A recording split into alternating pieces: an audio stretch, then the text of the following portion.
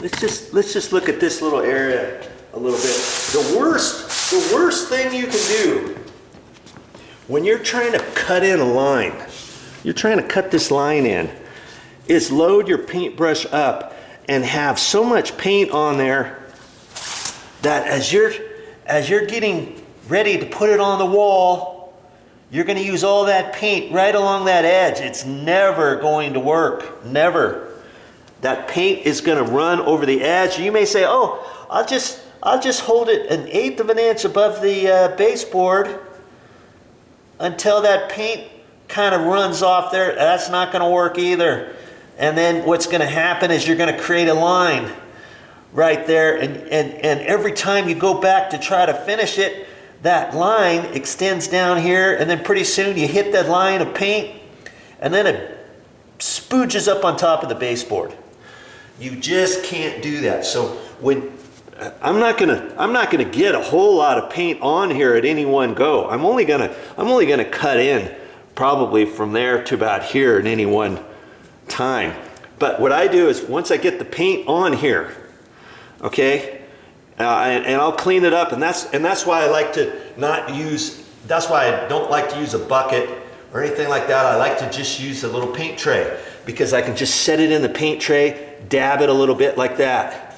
Okay, now as I have it on there, I'm gonna come up here high, and I'm gonna wipe this paint off on the wall like that. I'm gonna wipe it off the wall. Okay, then the paint that I have here is my staging area. I use that paint, and I'm gonna end up using most of that paint down here. Okay, I'm gonna put it on here and kind of wipe that edge off up high so I don't hit the base.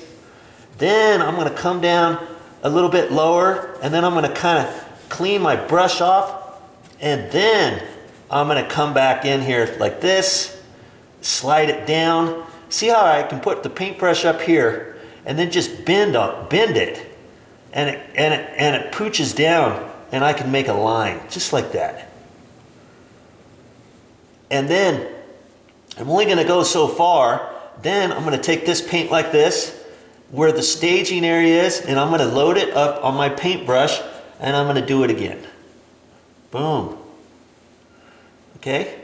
And then if I have ridges on here, which I do, the spray texture, sometimes when the paint goes on there, it doesn't cover up all those ridges. You may think, oh, I just put more thicker paint on there, more paint.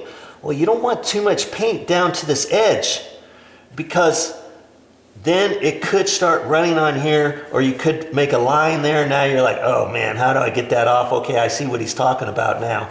And so I may go like this, you know, once or twice along here. And if I still see something, I'm going to flip it around. And then I'm going to do the same thing backwards. And I'm just going to hit that. Boom. And that's going to take the paint that went over that bump, and it's going to pull it back on the bump where it missed. You see what I mean?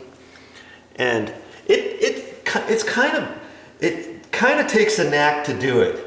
And so that's why I want you to watch these videos on me cutting this in, okay? Because it's kind of tricky. It's kind of tricky, but you can do it if you just spend a little bit of time on it, a little patience. And again, I like to go from left to right. I just have a better knack of doing it. But see, if you're going from right to left, if I did this wall from right to left, this is how I would do it. I would see, as I'm right, I have to look down low enough over the edge of this paintbrush so that I can see this edge. So I'm going to be down. I'm going to be like that. And then I've got to hold my hand way up here. It's kind of awkward. I could hold my hand here and do this, or I'm going to hold my hand here, and then I have to really bend down in there to see that. Do you see what I mean?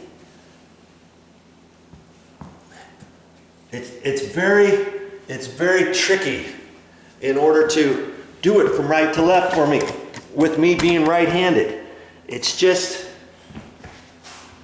because I'm here like this, and I have to really get down and dirty so I can see it. This is usually how I'll do it. You know, put my hand out here, put my head down here, but I can't do that when I'm in a corner. If I'm in a corner, I may have to kind of do this business, you know, as I go. So that's why I like to go. That's why I like to go from right to left, because I'm right here. I'm dabbing in my paint tray. I've got my knee pad here, and I can just kind of be like this. Put it on, get down in there, and go for it. Take my paint right here, do it again. You can't just cut it in. You can't just cut this line in one time and think you're done. It's never going to work.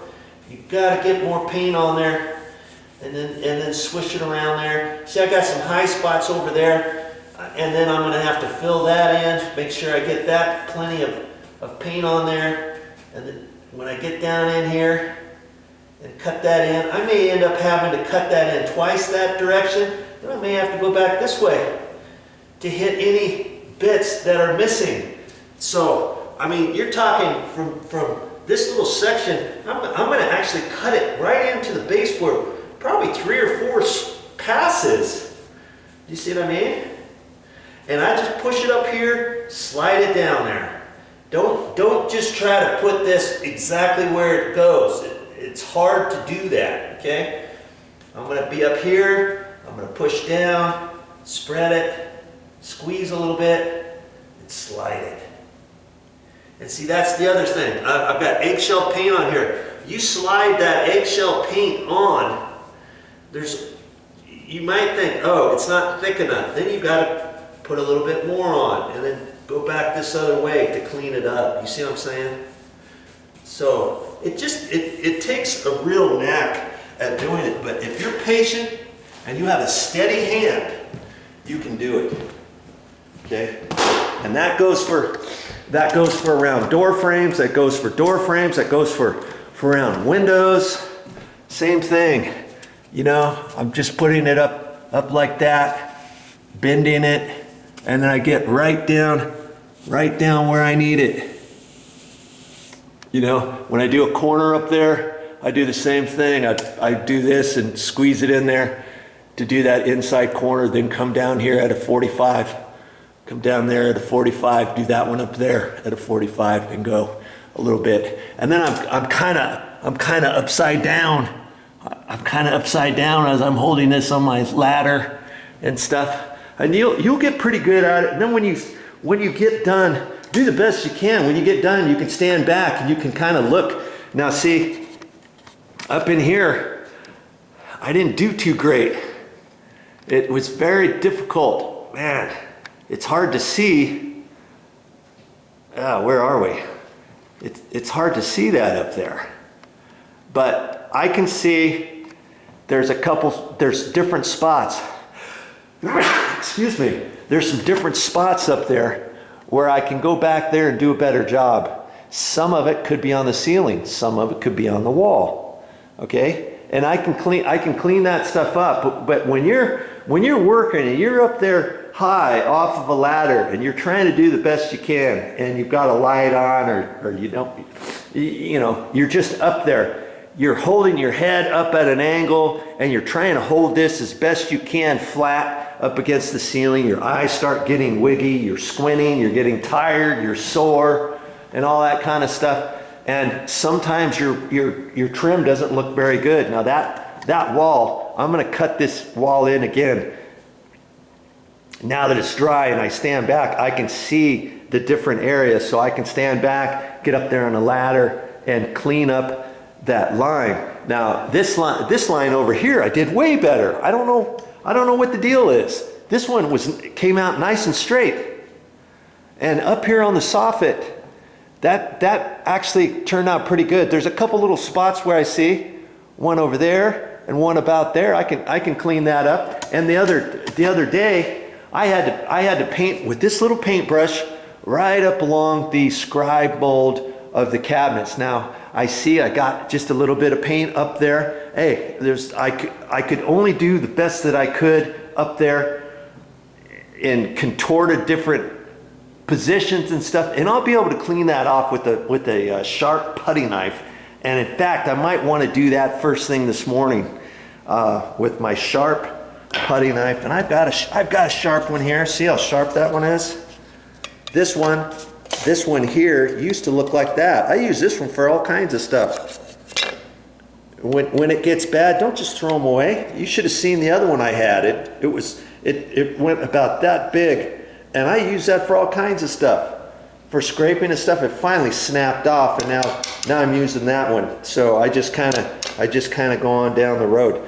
But try starting to do your painting. Hopefully you've been watching some of my painting videos, so you can go this whole video series on my channel to find the painting episodes, or you can go to my YouTube channel and go to my main channel page, go to playlists, and then scroll down to painting, and I've got all my videos that I've done painting with are there on the playlist.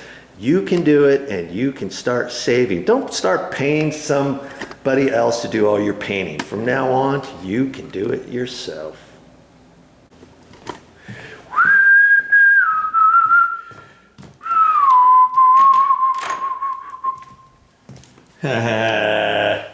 Look at that. All the oak floor planking is gone. Oh, she was very happy about it too. And remember, I had some paint here. I was gonna sell that on Facebook Marketplace. I didn't even post it yet. And she said she was remodeling her house, and I talked her into buying that paint. I had over $100 worth of paint that's a couple weeks old, and sold it to her for 15 bucks.